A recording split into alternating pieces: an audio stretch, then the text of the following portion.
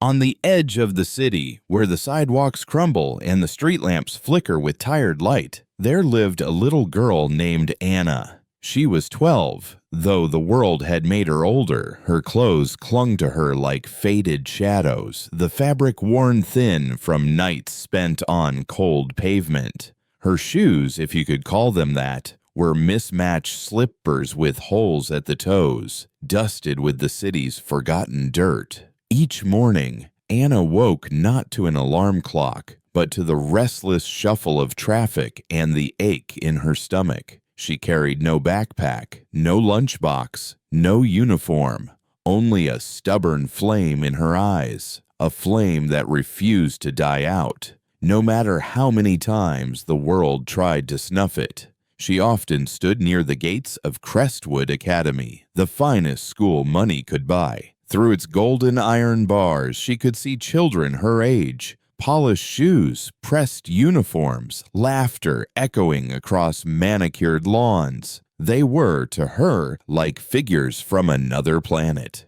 Anna did not hate them. In truth, she longed to join them, to sit at a desk, to raise her hand, to have her name written on the roll call, instead of being whispered in pity or mockery. That homeless girl. But gates have a way of separating not just land, but entire worlds. And so she stayed on the outside, watching, dreaming, hoping that one day someone, anyone, might notice her. Little did she know, beyond those gates sat another girl, her same age, staring out with equal longing, not for freedom, but for a friend. And that is where our story truly begins. Inside the walls of Crestwood Academy, where the air smelled faintly of polished wood and fresh paper, another girl sat by the window. Her name was Emily Egu, daughter of one of the wealthiest men in the city. On paper, Emily had everything. A uniform crisp as the morning sun, shoes polished until they shone, a chauffeur waiting at the gates, and lunches that arrived in silver-plated boxes prepared by a private chef. To most of her classmates, she was the girl who lived in mansions, who celebrated birthdays with orchestras and fireworks, who could buy whatever she wanted with the stroke of her father's pen. But beneath the shine, Emily carried a secret of her own. She struggled in silence with her lessons. Numbers twisted like knots in her mind, words blurred on the page, and when teachers asked questions, her throat locked tight with fear. Her classmates noticed. They whispered that she was slow, that she only passed because her father's money kept her from failing. So while her friends laughed in circles at recess, Emily often sat alone, tracing the edges of her notebook, staring out the window toward the street. And almost every day, she saw her, the girl with dust on her shoes, the girl who stood just beyond the gates. At first, Emily thought the sight of her was an accident, a passing figure, but the girl came again and again, sometimes standing still, sometimes pretending to tidy her torn dress, but always watching the classrooms with wide, hungry eyes. Something in that gaze unsettled Emily. It wasn't jealousy, it wasn't anger, it was longing. The kind of longing that no toy, no party, no mansion could ever erase. One afternoon, as the bell rang for lunch, Emily carried her tray out to the courtyard. Children clustered in groups around picnic tables, trading snacks and laughter. She walked past them, clutching her untouched food, and wandered to the far side of the field where the iron bars met the sidewalk. And there she was again, Anna, her face half hidden behind the gate, eyes fixed on the sandwiches in Emily's hands. For a long moment they just stared at each other. Emily felt her cheeks warm. Her fingers tightened on the lunchbox. She wanted to turn away, pretend she hadn't noticed. That's what everyone else did. But something inside her, something braver than her usual silence, whispered otherwise. She stepped closer to the bars, looked around to make sure no one was watching, and then, with a quick breath, slid half of her sandwich through the gap. Anna froze. Her lips parted, but no sound came. She looked at Emily as if the bread were a jewel. Then, slowly, she reached out, her fingers trembling, and took it. Neither girl spoke. Yet in that quiet exchange, a sandwich between two small hands, one clean and one calloused, something unspoken passed between them. It was the beginning of a secret neither of them could have imagined. The next day, Emily could hardly focus in class. The chalk squeaked across the blackboard, but her eyes kept drifting to the window, to the iron bars where she had seen Anna standing. She wondered if the girl would return, or if the sandwich had been a mistake, a moment of pity Anna would never accept again. At lunch, Emily carried her box and slipped quietly past the crowded tables. Her footsteps led her, almost against her will, back to the far side of the yard. And there she was, Anna waiting, as if she had been standing there for hours. This time, Emily didn't hesitate. She hurried to the shade of a large mango tree that stretched its branches over the corner of the fence, creating a quiet pocket where the world felt smaller, safer. She sat on the grass just beyond the bars and set her lunch down. Anna moved closer, her eyes cautious but bright. "You came back," she whispered, her voice rough, unused to conversation. Emily smiled. "I wanted to share again." She pushed a container through the gap. Spaghetti with meatballs, still warm. Anna hesitated, then accepted it, sitting cross-legged on the other side. For the first time in years, she ate without being stared at, judged, or chased away. They ate in silence at first, but Emily, fiddling with the crust of her bread, finally spoke. "Do you understand math?" Anna looked up. "Math?" Emily nodded, quickly embarrassed. I don't. I try, but the numbers just slip away." She opened her notebook, showing pages of messy fractions. Anna leaned closer. Her eyes scanned the problems as though they were written in a language she knew by heart. She picked up a broken pencil from her pocket, half chewed, worn down to a stub, and drew in the dirt. "See here," she said softly, sketching circles in the soil. "If you cut one circle in half, that's 1/2. And if you cut another into 4 pieces, that's 1/4. But when you want to compare, you make the pieces the same size first." Emily blinked, watching the crude drawing suddenly come alive. The fractions that had mocked her for months now made sense in the dirt under a mango tree. Her mouth opened in wonder. I get it. I finally get it." Anna looked up shyly, a small smile tugging at the corner of her lips. "You're not dumb," she said gently. "You just needed someone to explain it differently."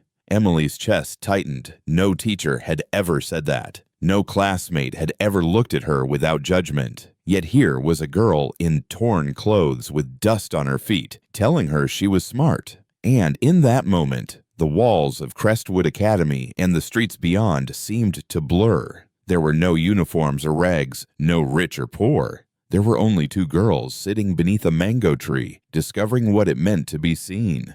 From that day forward, the mango tree became more than just shade on the edge of the schoolyard. It became their sanctuary. Each afternoon when the bell rang for lunch, Emily slipped away from her classmates with a practiced quietness. She carried her box of food and, with a glance over her shoulder, made her way to the far corner. And each afternoon, Anna was waiting, sometimes already sitting cross-legged in the dust, sometimes pacing nervously until she appeared. There, in that hidden pocket between iron bars and sprawling roots, the 2 girls created a rhythm only they knew. Emily unpacked her lunch. Anna accepted half with a whisper of thanks. They ate. They laughed in soft bursts, the kind of laughter they had never shared with anyone else. And when the food was gone, the lessons began. Anna's sharp mind turned the earth into a chalkboard. She wrote words in the dust, drew shapes with her finger, turned sticks into rulers. Emily followed eagerly, wide-eyed, her confidence growing like the roots of the tree above them. "You see?" Anna would say, her tone half proud, half astonished.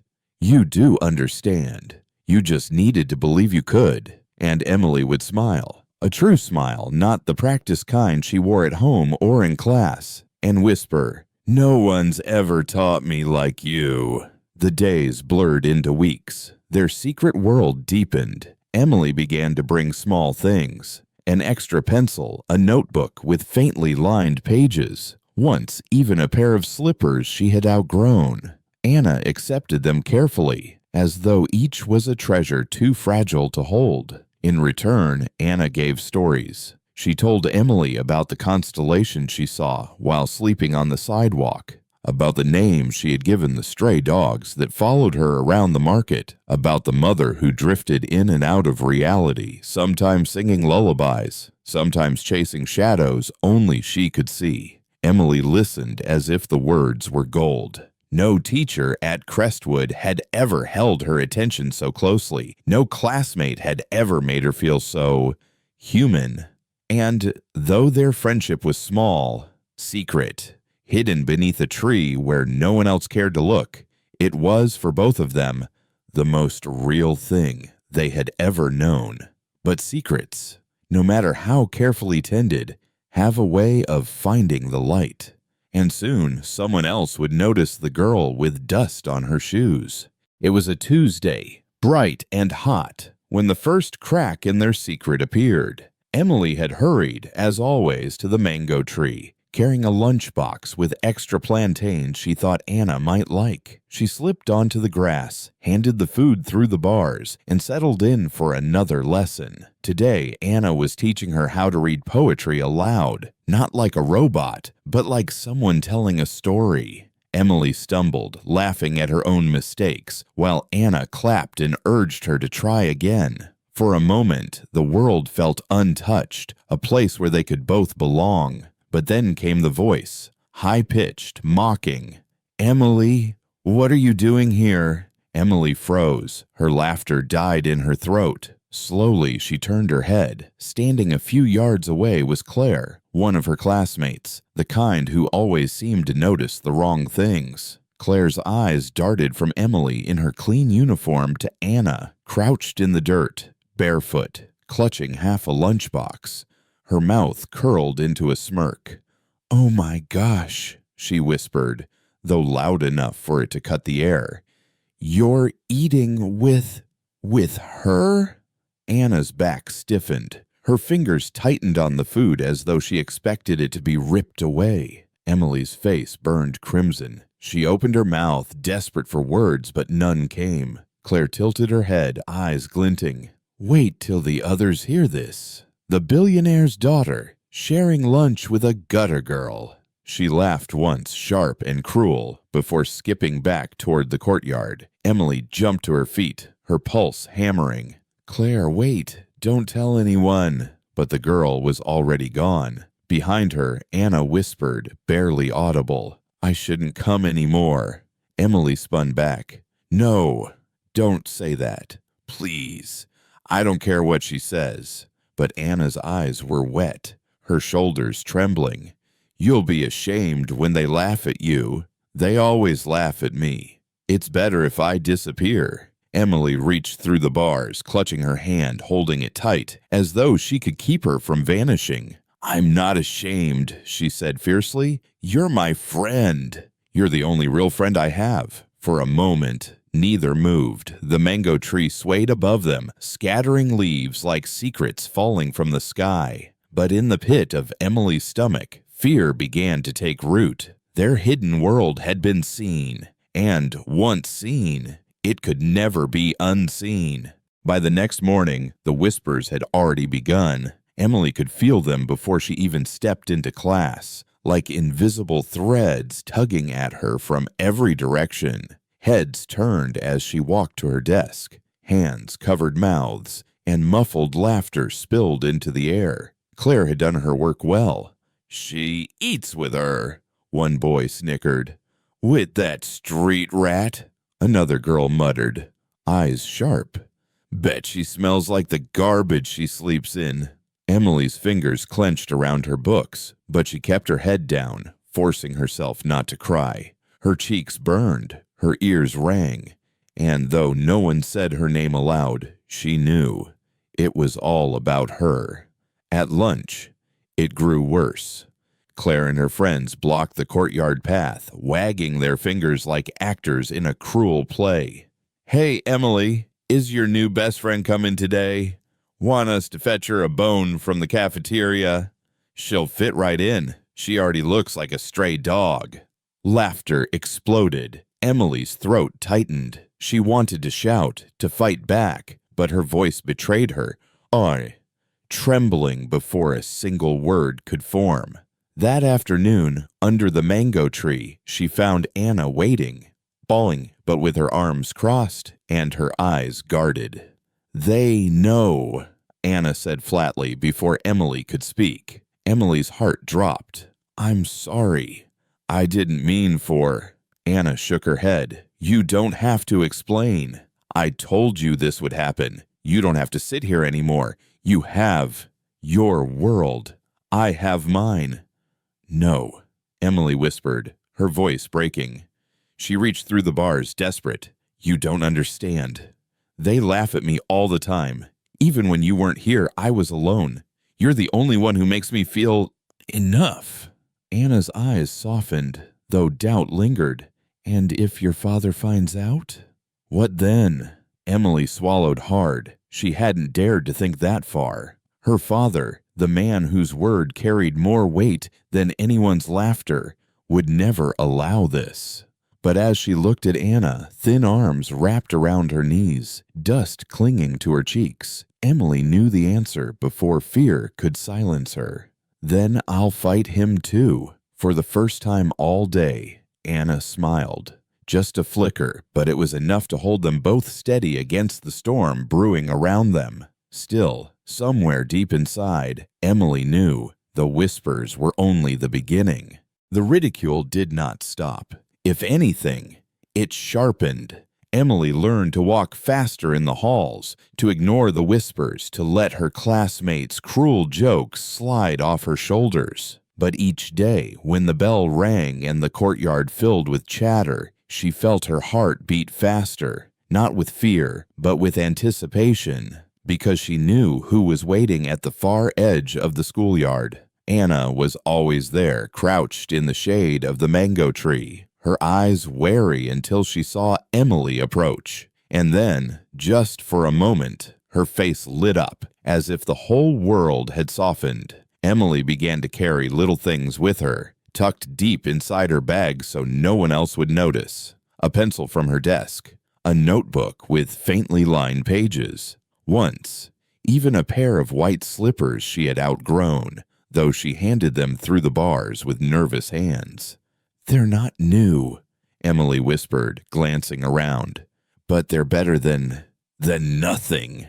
Anna touched the slippers as if they were fragile glass. She slid them onto her feet, her toes poking shyly at the edge. For a second, she stood taller, not because the slippers fit perfectly, they didn't, but because someone had thought she deserved them. "Thank you," Anna said, her voice catching in her throat. "No one's ever—" She didn't finish. She didn't need to. In return, Anna gave what she had. Stories. She told Emily about nights when the stars felt close enough to touch, about stray dogs that trailed her through the markets like loyal companions, about the songs her mother sometimes sang when her mind was clear. Emily listened with rapt attention. No textbook had ever held her so tightly. No classmate had ever spoken with such unguarded honesty. "You should write them down," Emily whispered one afternoon. Anna shook her head. "Who would read them?" "I would," Emily said fiercely. "I would read every word." For a long moment they just sat in silence, their fingers tracing shapes in the dirt. On one side of the fence, a girl in pressed uniform. On the other, a girl in a faded dress. Two lives that should never have touched. Yet here they were, knotted together in a secret too precious to share. And though the world outside seemed eager to mock or tear them apart, under the mango tree, they had begun to build something no ridicule could reach. But secrets rarely stay secrets forever, and beyond the tree's shade, footsteps were already moving closer. It happened quietly at first. A raised eyebrow from her teacher, a pause in the middle of class, a question asked twice, as if to confirm what had just been seen. Because Emily Agu, the girl who once stumbled over every lesson, who hid behind lowered eyes and shaky hands, was answering questions correctly. In literature, she read passages aloud with rhythm and warmth, as though she finally understood the music behind the words. In math, her hand shot up before anyone else's, her answers sharp and precise. In history, she connected dates and places with an ease that startled even the principal when he observed her class. Remarkable improvement, the teachers whispered in the staff room. Almost too remarkable. At home, her father noticed too. Over dinner, while attendants cleared silver trays, Chief Agu fixed his gaze on his daughter. "You're doing better in school." Emily shifted in her seat, poking at her food. "Yes, sir." "How?" His tone was not unkind, but curious, sharp, like a knife testing the edge of its blade. "I'm just trying harder," she said quickly, eyes down. It was the kind of answer that satisfied most people. But her father was not most people. He knew when something was hidden beneath the surface. Back at Crestwood, the whispers among classmates took a different shape. Some still mocked her, but others watched with unease. "She's cheating," Claire hissed one afternoon. "Someone's giving her the answers," another muttered. No one could quite explain the sudden change, but Emily knew. She knew it wasn't magic. It wasn't luck. It was Anna, patient, brilliant Anna, teaching her beneath the mango tree, turning numbers into stories and words into friends. One afternoon, when Emily slipped away to the corner, Anna was already waiting with her scrap of paper. "They're noticing," Emily said quietly. Anna froze. "Noticing what?" "That I'm better, that I can do things I couldn't before." She smiled faintly. "That I'm not dumb after all." Anna's lips curved into a shy grin. "Then let them wonder. You worked for it." Emily reached through the bars, touching her friend's hand. "No, we worked for it." The mango tree rustled above them, as if blessing their secret. But unseen, not far away, a pair of watchful eyes lingered longer than they should have. The mango tree had become a ritual now, as familiar as morning prayers. Emily would hurry from class, clutching her lunchbox, heart racing with the thrill of a secret only 2 souls in the city shared. But secrets have a way of leaving footprints, and sometimes those footprints lead others straight to the truth. One afternoon, as Emily bent over the dirt where Anna was sketching out multiplication tables with a stick, she felt the hairs on the back of her neck prickle. The air shifted, heavy, as though eyes pressed against her from the shadows. Anna noticed it too. She stopped mid-sentence, her stick frozen above the ground. Slowly, both girls looked up. Across the courtyard, just beyond the mango tree's shade, a figure stood still. Mr. Daniels, the literature teacher. He was watching them. His face was unreadable, but his eyes lingered too long on Anna's tattered dress, on the half-eaten sandwich in her lap, on Emily's bright uniform beside her. Then, without a word, he turned and walked away. Emily's stomach knotted. "He saw us," she whispered. Anna's grip tightened around the stick. "Maybe he won't care." But they both knew better. At Crestwood Academy, appearances were everything. The next morning, Mr. Daniel stopped Emily after class. "You've been improving," he said, his tone measured. "Yes, sir." "Quite dramatically." Emily's throat went dry. "I've been practicing." Mr. Daniel studied her, as though weighing truth against instinct. "See that it continues," he said finally, before letting her go. But Emily's heart was pounding. He hadn't asked directly, not yet, but the seed of suspicion had been planted. Later that day, when she met Anna under the mango tree, she tried to laugh it off, but her voice trembled. He knows, Emily whispered. Anna shook her head. Maybe he just thinks you're smart. But Emily wasn't convinced. Above them, the mango tree swayed, its branches creaking like a warning. Their sanctuary was no longer invisible. Someone had seen. Someone had begun to follow the trail. And it was only a matter of time before others did too. By Thursday, the whispers had grown sharper. Emily could feel them trail behind her like smoke. When she raised her hand in class, the room fell too quiet, as if every eye was waiting for her to slip. When she walked through the hall, conversations hushed, and laughter followed just a second too late. At lunch, she tried to escape quickly, clutching her box, but a voice cut through the crowd. "Going to see your little friend again?" It was Claire. She stood with two other girls, their arms crossed, their smiles curled like knives. Emily froze. "Leave me alone." But Claire stepped closer, lowering her voice for maximum cruelty. "We all know, Emily.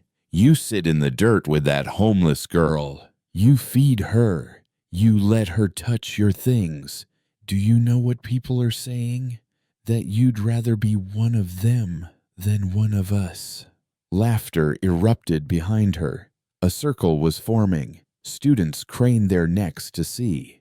Emily's face burned, her pulse racing in her ears. She wanted to run, but her feet stayed planted. Then Claire raised her voice, loud enough for half the courtyard to hear. "Maybe we should invite her in. Let's see what Mr. Daniels thinks of your secret teacher." Gasps rippled through the crowd. Emily's stomach dropped. She glanced at the far corner where the mango tree loomed. And there, through the bars, Anna stood frozen, her eyes wide with terror. The world tilted. Emily felt as if everyone had turned at once, hundreds of eyes pinning her to the ground. She opened her mouth to protest, to shield Anna somehow, but the words tangled in her throat. Then came the voice that silenced everything.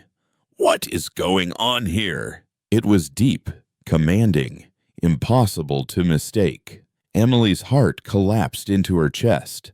Across the courtyard, flanked by two assistants, stood Chief Agu, her father. He had arrived unannounced, his sharp gaze scanning the circle of children until it landed on his daughter, and then drifted to the barefoot figure clutching the fence. Silence spread like a wave. No one dared to move. Emily's secret was no longer a whisper.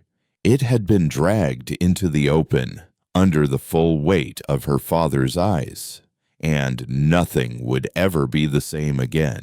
The courtyard was so quiet, Emily could hear the wind brushing through the mango leaves. Students stood frozen, eyes darting between her father's tall frame and the ragged girl by the fence. Chief Agu's gaze settled on Emily first. "What," he said slowly, each word heavy as stone, "is the meaning of this?" Emily swallowed hard. Her lips trembled, but no sound came. Claire, emboldened by the silence, piped up from the circle. "Sir, she's been sneaking away every day.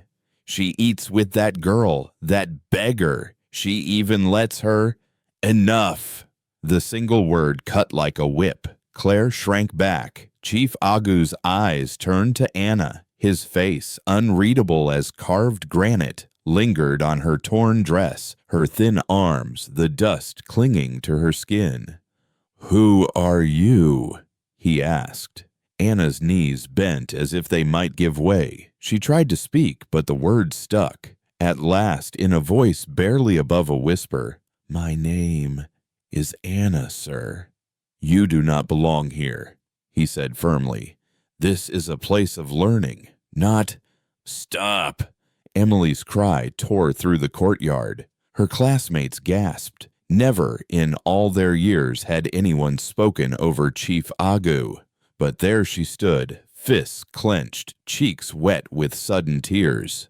"She does belong here," Emily said, her voice shaking but steady enough to carry. "She's the reason I can answer in class. She's the reason I'm not failing anymore. She's my friend." The word hung in the air like a challenge. Chief Agu's face darkened. "Do you have any idea how dangerous this is? To sit with strangers to hide secrets from me? You are my daughter, Emily. You carry my name, and you disgrace yourself by—" "No," Emily's voice cracked. "You don't understand. She's the only one who sees me. Not your teachers, not your friends at the club, not even you. Only her." Her words hit harder than she expected. For a flicker of a second, something shifted in her father's eyes. Hurt, maybe, or recognition. But it passed quickly, swallowed by the steel of his composure. He turned back to Anna. "Where are your parents?" Anna looked down at the dirt. I don't know my father, sir. My mother is sick. We live on the street." A murmur rippled through the students. Some stared with pity, others with disdain, but no one dared laugh. Chief Agu exhaled, long and slow. Then, to the shock of everyone present, he said quietly, "Take me to her." Emily blinked. "What?" "Your mother," he said, his voice softer now. "If she is sick, I need to see her. Right now." Anna froze. "Sir, please, don't punish her. She doesn't know I come here. I said take me." Chief Agu interrupted, though not unkindly this time. For the first time, his voice was not just a father's command, not just a billionaire's decree. It was something else, something Emily had rarely heard in him. A note of humanity, thin but undeniable. And just like that, the secret under the mango tree was no longer just a secret. It had become the turning point of 3 lives colliding. The convoy of black SUVs looked absurd rolling into the narrow back streets, their polished chrome reflecting a world they did not belong to. Anna walked ahead of them, barefoot, her shoulders stiff with fear. Emily hurried close behind, torn between shame and loyalty. And, towering above them both, was Chief Agu, silent, his face unreadable as he followed where no chauffeur or boardroom had ever taken him. The deeper they went, the more the city changed. Smooth roads crumbled into dirt. Streetlights flickered and died. The smell of burning trash filled the air. Children darted between stalls, their bellies swollen with hunger, their eyes hollow. Women sat on the curbs, calling out half-heartedly for coins. Anna's pace slowed. She turned one last corner and stopped. "This is where we stay," she whispered. On the cracked pavement, propped against a broken kiosk, sat a woman in torn cloth. Her hair was matted, her lips moving soundlessly as she rocked back and forth. She clutched an empty bottle like it was a baby. When she saw Anna, she broke into a wide, vacant smile. "My daughter is a star," the woman sang. "She fell from the sky." Emily's throat closed. She had never seen such brokenness up close. Chief Agu stepped forward. For a long moment, he simply looked. At the trembling woman, at the cardboard bed, at the scraps of food scattered like evidence of survival. His jaw tightened, his eyes sharp, but when he spoke, his voice was unexpectedly low.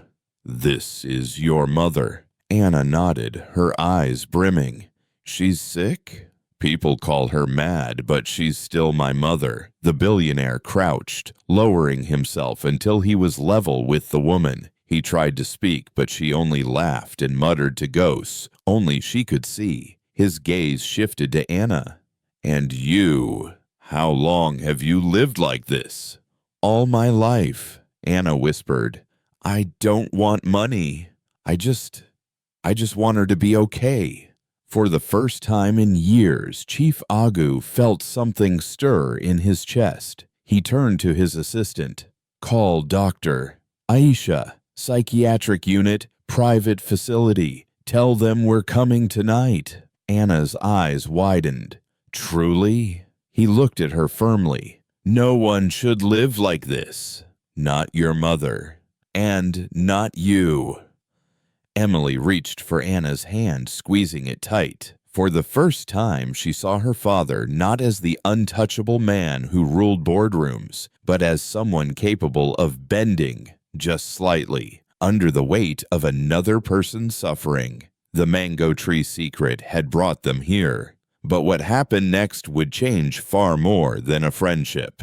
The ride back from the streets was silent. Anna sat stiffly in the corner of the SUV, clutching her knees, afraid to breathe too loudly. Emily pressed close beside her, one hand on Anna's arm as if to shield her from the leather seats and the polished silence. Chief Agu sat opposite them, his face unreadable in the dim light. He was a man used to control, to certainty, to numbers and contracts that never lied. But tonight, he had seen something no contract could explain. A child sleeping on concrete, a mother lost in madness, hope fighting to survive in dust and rags.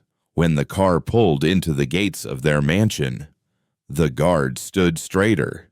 The iron doors swung open, letting the convoy glide into manicured order. It felt like another universe. Marble floors, trimmed hedges, golden lights glowing against the night. Inside, Chief Agu finally spoke. "Emily, to your room." His tone left no room for argument. Emily's heart clenched, but she squeezed Anna's hand once before obeying, eyes wet. When the door shut behind her, Chief Agu turned to Anna. His voice was sharp, heavy, almost cruel. "You do not understand what you have done. My daughter carries my name. That name carries weight in this city. Responsibility, power, enemies. And yet you," he pointed at her, trembling slightly, "you pulled her into gutters, into secrets, into lies." Anna flinched. Tears spilled down her cheeks, but she forced herself to speak. "I never wanted to hurt her, sir. I only wanted to learn." And she wanted a friend. Her words were simple, almost childlike, but they pierced through the room. Chief Agu closed his eyes, pressing his hand against his temple. For a long moment, he said nothing. He thought of Emily's trembling voice in the courtyard. "She's the only one who sees me." He thought of Anna's quiet dignity, her refusal to ask for money, her desperate plea for her mother's healing. His anger began to crack, revealing something softer beneath. At last, he lowered his hand and looked at her. "You are smart," he said, his voice rough. "Smarter than half the men I pay fortunes to. But this," he gestured around him, at the marble, the chandeliers. "This is not your world, and if I keep you here, people will talk. They will question me. They will drag my daughter's name into dirt." Anna's chest tightened. "Then let me go," she whispered. "I'll disappear. Just, please keep your promise about my mother. Let her get well." The billionaire stared at her, torn. For once, his empire offered no answers. His money, his name, his power, none of it told him what to do with a homeless child who had taught his daughter how to believe in herself. For the first time in years, Chief Agu felt the weight of being not just a man of wealth, but a father, one who had to choose between his pride and his child's heart. The great house was quiet, save for the faint ticking of a grandfather clock in the hall. Anna sat on the edge of a velvet chair, her bare feet dangling above a rug that cost more than her mother had ever seen in her life. She looked out of place like a sparrow lost inside a palace. Chief Agu remained standing, arms folded, his silhouette sharp against the tall windows. His voice came low, measured. "Tell me everything. No hiding, no half-truths.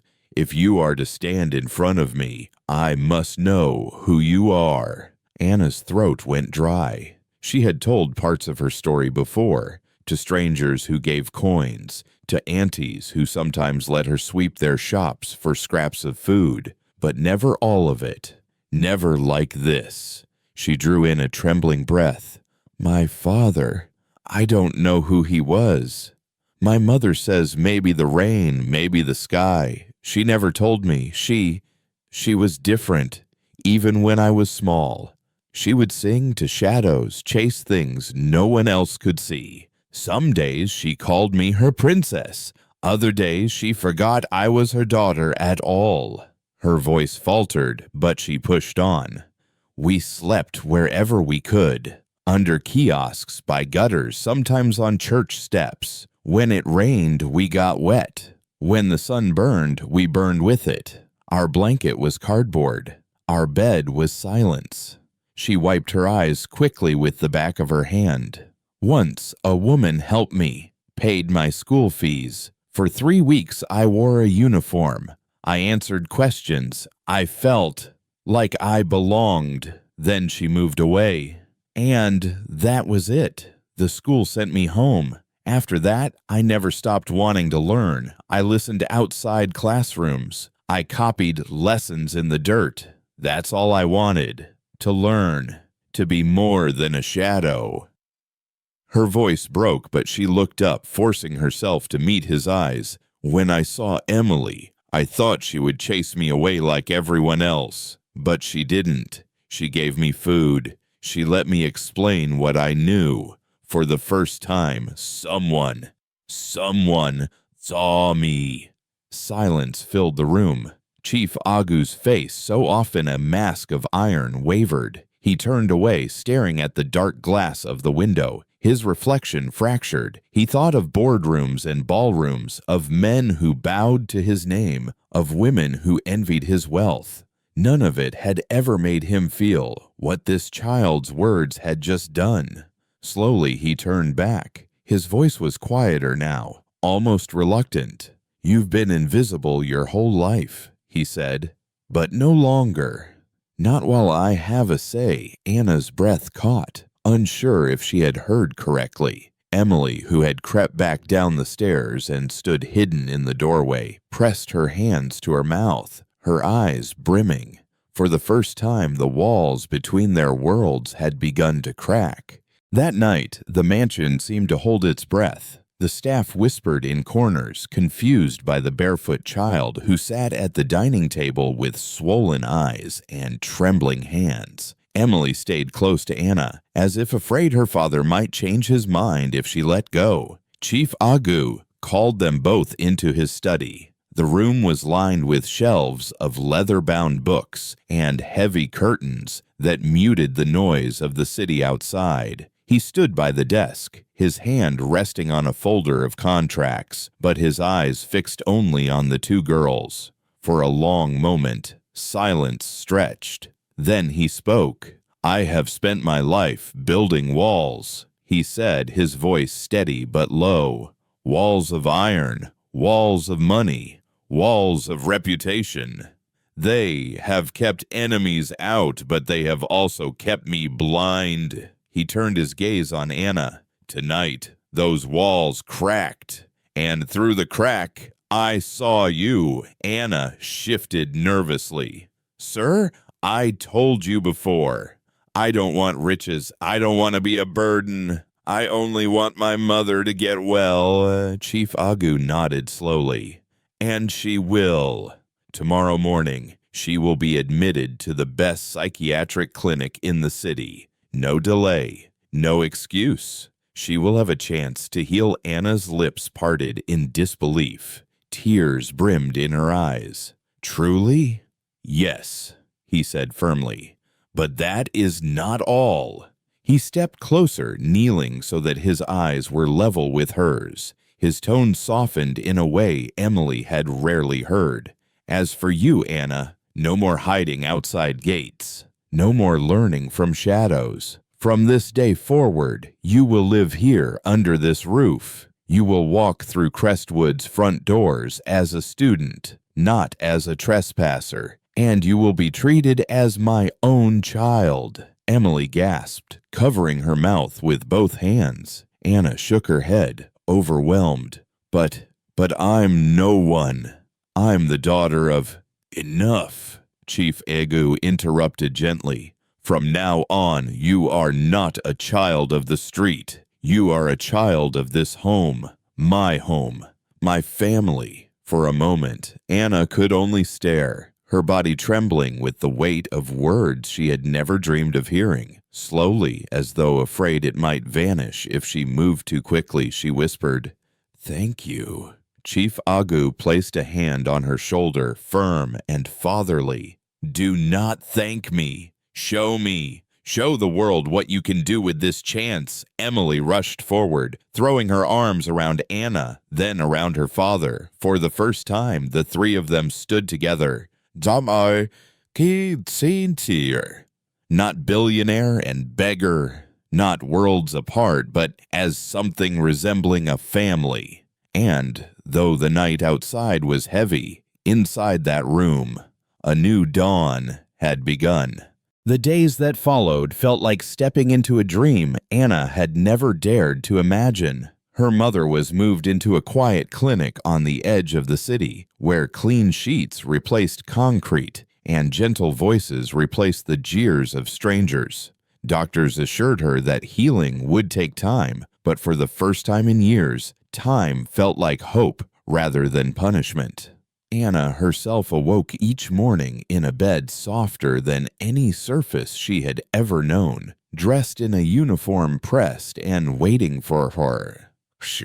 When she walked beside Emily through the tall gates of Crestwood Academy, children stared and whispered, but not with laughter this time. Some stared in awe, some in confusion, but all understood. The girl from the street now entered through the front doors, not the shadows. In class, Anna's hand rose often, her answers sharp and clear. Emily's confidence grew too, for now she no longer carried the weight of failure alone. The two girls sat side by side, their laughter echoing louder than the taunts that once haunted them. They were no longer just friends in secret under a mango tree. They were sisters, bound not by blood, but by something stronger, choice. And Chief Egu, who once measured his worth in contracts and stock prices, found his evening shifting. He lingered longer at the dinner table, listening as Emily and Anna recounted lessons and stories, their voices weaving together. He saw, for the first time, that his greatest legacy was not the empire he had built, but the lives he had chosen to lift. One night, standing beneath the mango tree in his garden, now trimmed, lit, and carefully tended, Anna whispered a prayer to the stars. "Thank you for letting someone finally see me." Emily slipped her hand into his. "We see each other now, always," and in that quiet, under branches that had once been their secret shelter, they knew the world could divide rich and poor, powerful and powerless, but it could not divide friendship. True friendship breaks walls. True kindness changes destinies. No child is born worthless. No soul is beyond hope. Sometimes all it takes is one hand reaching through the bars. We truly hope you enjoyed this powerful story. Share your thoughts and lessons in the comments below. We'd love to hear from you. And guess what? Another inspiring story is coming your way in just a few days. So, don't forget to subscribe, turn on your notification bell, hit the like button, and share this video with your family and friends. Thank you so much for watching, and see you in the next story.